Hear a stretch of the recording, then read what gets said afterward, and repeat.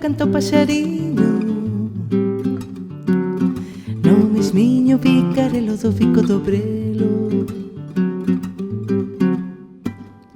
No bicarelo do bico do brelo canta o paxariño. No mesmiño bicarelo do bico do brelo. No mesmiño bicarelo do bico do brelo. Do bico do brelo.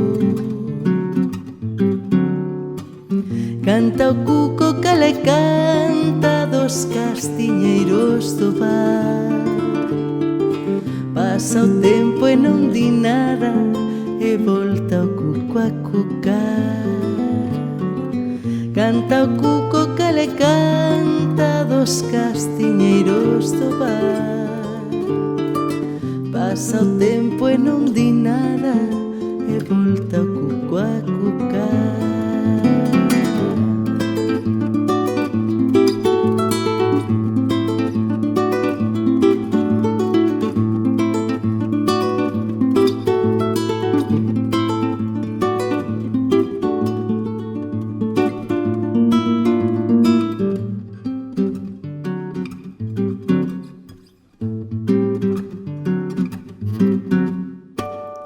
No bicarelo do bico do brelo canta o paxariño. No mesmiño bicarelo do bico do brelo. No bicarelo do bico do brelo canta o paxariño. No mesmiño bicarelo do bico do brelo. No mesmiño bicarelo do bico do brelo. Do bico do brelo. Canta o cuco que le canta dos castiñeiros do bar. Pasa o tempo e non di nada e volta o cuco a cucar. Canta o cuco que le canta dos castiñeiros do bar. Pasa o tempo e non di nada e volta o cuco a cucar. A cucar, a cucar.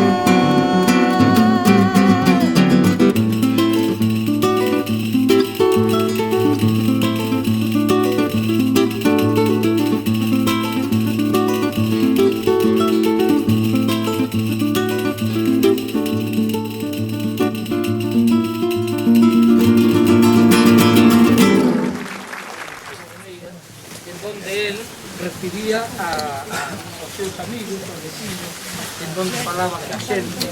E este é un banco emblemático, coidado por todos en Parada, onde estaba.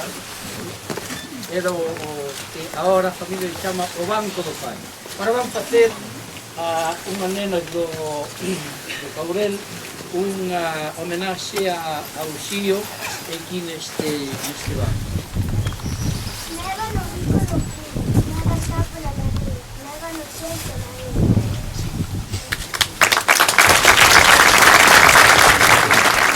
O Xío, e ainda hai de ti a lucencia no solar da casa.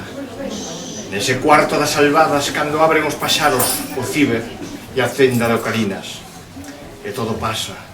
Acontece o sol no parteluz para o retrato do neno grande do Courel que tanto sabe a pan. E cante, fala, e soña e palabrea coas nebras cara o tempo que espelle e sexa tal xeración dos obradores da voz en bo como a estornela. Parada, folgoso, pía páxaro, Seoane, unha fartura de auriolas a inquirir contigo, Galicia, quen te salve.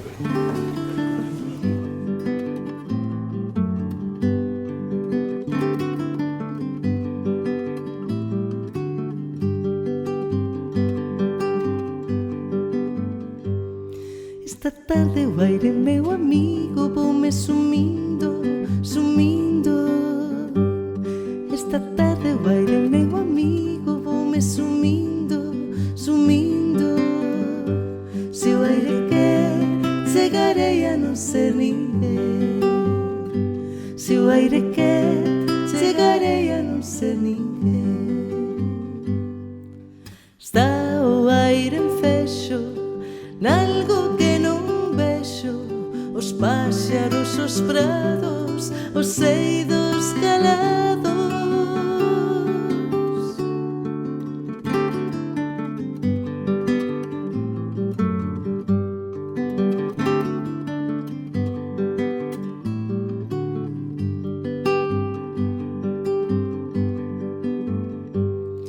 Esta tarde o aire, meu amigo, voume sumindo, sumindo. Esta tarde o aire, meu amigo, voume sumindo, sumindo. Se o aire quer, chegarei a non ser ninguén. Se o aire quer, chegarei a non ser ninguén. Quen na outra tarde andivo a catar o aire, sabe que a sombra é máis que unha lena escuridade. O aire ten unha cousa que se perde se unha conta. O aire ten unha cousa que se perde se unha conta. O aire ten unha cousa que se perde se unha conta. O aire ten unha cousa que se perde se unha conta. O aire ten unha cousa que se perde se unha conta. O aire ten unha cousa que se perde se unha conta. O aire ten unha cousa que se perde se unha conta. O aire ten unha cousa que se perde se unha conta. O aire ten unha cousa que se perde se unha conta. O aire ten unha cousa que se perde se unha conta. Este acto de irmandade novoneiriana, convocado pola web uxionovoneiro.com, que desde o 30 de outubro de 2007 até a actualidade estuvo demandando apoios para que o Día das Letras Galegas de 2010 fose dedicado ao Uxío Novoneira. Mais de 1000 persoas responderon á proposta, facendo posible que o Uxío Novoneira non fora esquecido por longos anos, como aconteceu con outros literatos merecentes de homenaxe por parte da Real Academia Galega. Gracias a todas, a todos, por la vosa actitude e sensibilidade que vos fai protagonistas de que o noso poeta reciba merecidas homenaxes en Galiza e en todas as Galizas da diáspora. E a él que debemos o seu empuxe, o seu apoio, e gracias a él este libro foi unha realidade. Uxío apoiou con este libro non só aquela experiencia tan fermosa, senón o que levaba consigo. E levaba consigo a loita dun grupo de mestres que nos chamábamos daquelas mestras da montaña, que nos tocou vivir un tempo de compromiso, de loita contra o sistema e contra as forzas vivas que nos rodeaban. Foi unha época en que se defendeu unha política educativa, unha metodoloxía natural, e unhas condicións de escola e moitas máis cousas. Quero vos decir que Uxío foi moito máis que as facetas que xa todos coñecemos. O sea, foi un home comprometido co país a todos os niveis, un comprometido co mundo rural, ca infancia, ca escola e con todas as loitas que en Galicia se deron. Entón, queremos agradecer cos meus escolinos, e o que sí temos que ler é o poema que Uxío lle dedicou a Pita. E vai no ler unha escolina, que era a máis noviña daquela época.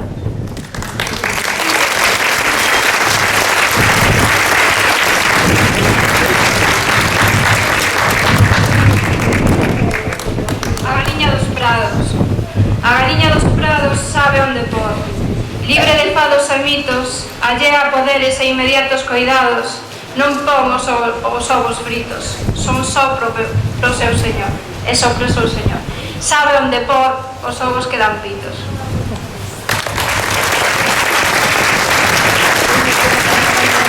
O discurso quedou empanado, non dixen nada do que quería decir, pero obrigada por isto.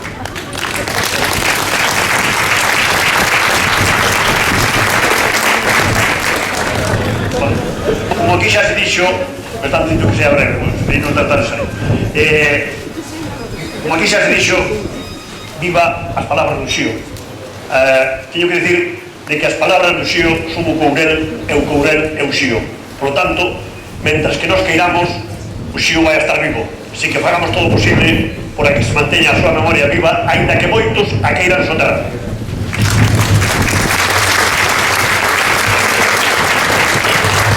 Vou a intentar expresar algo que é difícil, non? O prometido sempre foi debido. Foi un día cedo, moi de mañanciña, a noite fora longa, moito non dormira. Despertaron os paxaros cos seus fermosos trinos. Lumbriaba o día. Mesmo levantarme, fun espreguiceime, cocei os meus ollos de auga fría. Empecé a andar pola costa arriba. Cando ainda faltaba moito máis da metade para chegar ao cimo, estive tentado de pegar a volta cara donde viña. Doerme as pernas, as costas, o carrelo, a soalla a crisma. Seguí camiñando pola costa arriba. O ir camiñando, sentí os paxariños no bico do relo. Estaba moi canso, con moita ledicia, metido no medio da natura viva.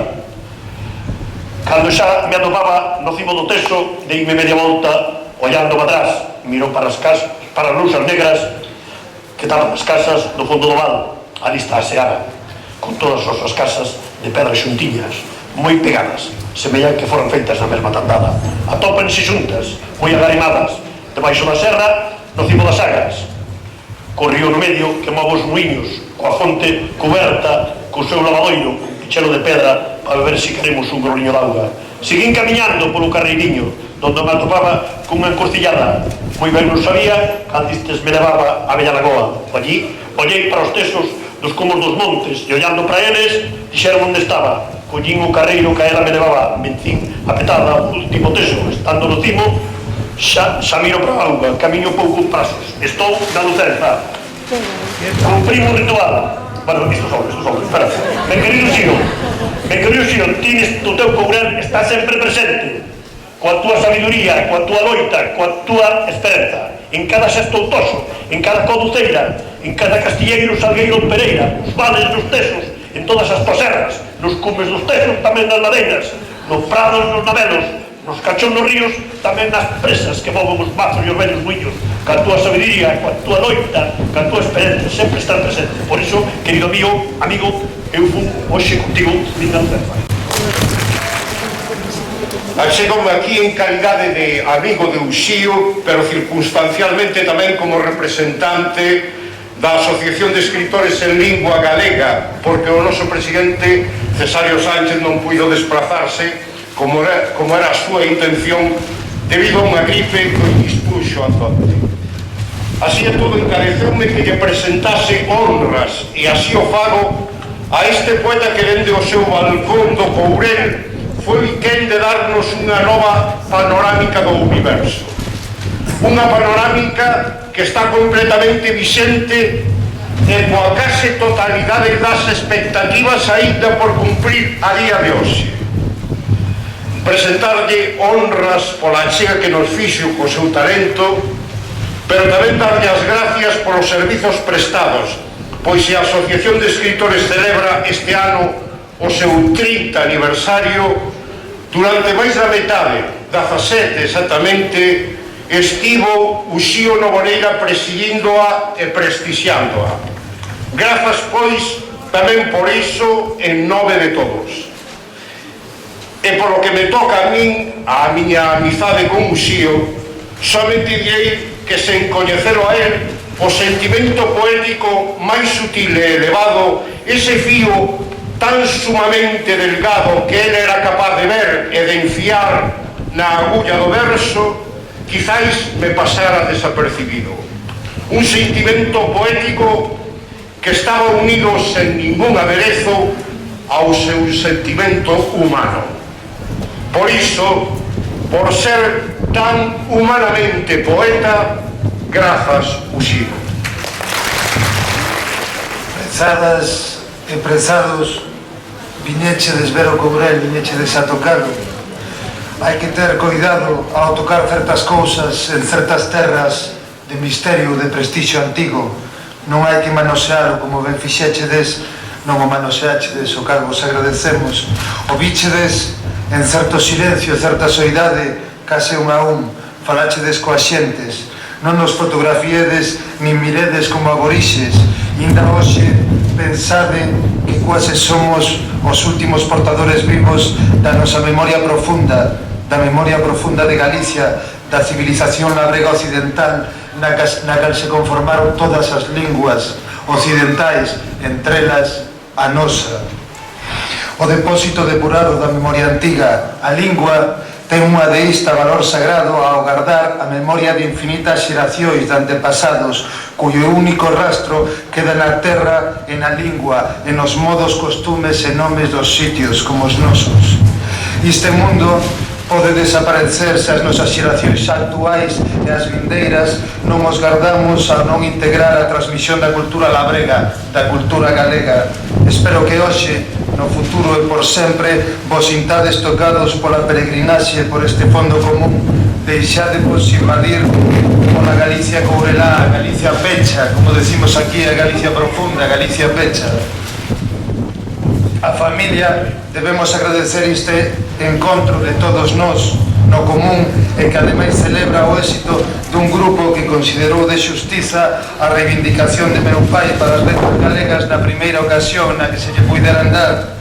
Artellaron para que fora unha reivindicación do povo, non poderes políticos institucionais nin político-partidarios, non poderes culturais e tampouco económicos, e vos, entre moitos, todos no que somos común e colectivo faláchedes. Meu pai xa sempre vos estivo agradecido porque a fonte de toda a súa obra é a verdade vosa, a verdade nosa, a verdade do que nos fai común cos outros, a verdade do povo, a verdade da nación patria, da lingua patria, a verdade de Galicia. Moitas gracias.